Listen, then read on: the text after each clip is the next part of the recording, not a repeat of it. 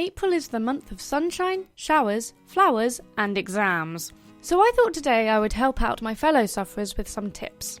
I had too many to fit in one video, so in this one I'm going to focus on my revision process, which I've followed throughout my entire education and has always worked really well for me. My process has 5 clear stages. Stage 1. Find out what you need to know. This may sound obvious, but at any level of education you always learn more information in class than will come up in the exam. So find exam criteria, normally available from the board's websites, or try your teacher if not. Find the information that will actually come up in the exam, what information earns the most marks, and ignore the rest. You've got enough to learn. Stage 2. Colour code. I'm a visual learner, so how my notes look are very important to me. By assigning particular colours to particular subjects, my brain is forming associations, and it makes it much easier to picture my notes in the exam and remember the information. Try to pick colours that suit the subject, but most importantly, be consistent.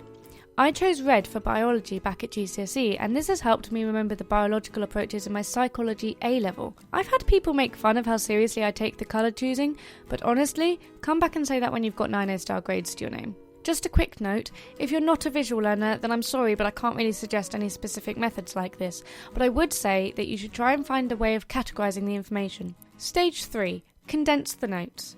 Now you're all set up and know what to learn, the time has come to condense that information. It's likely you will have pages of notes or large textbooks, so cut this down and write it out in as concise a way as possible. Challenge yourself to get one subtopic on a single page. This is always good practice for being concise and eliminating waffle in essay subjects. Now stage 4 is kind of optional and I don't always do it, but I would recommend it if you have the time. It's essentially condense again. This time, write out just key points on flashcards, or, a particularly good technique for humanities subjects, do quick-fire mind maps. You would, for example, write down a book you're studying, a theme, and then think of ideas and quotes about it as fast as you can. I'd also recommend the website Quizlet. It's fantastic for learning simple information such as language vocab, historical dates, and scientific terms. And stage 5, practice papers.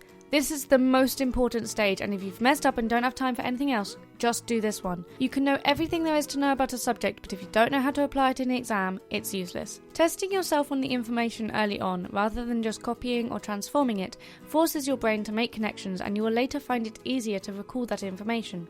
Trust me on this one. I am shit at maths. It takes me a moment to work out 6 plus 7, but I got A star at GCSE maths because I did every past paper I could find. So please, please, please, please, if you take anything away from this video, it's do past papers. And there we have it. That's my revision process and I hope it was helpful to you. If you have any questions, leave them below and I will answer them.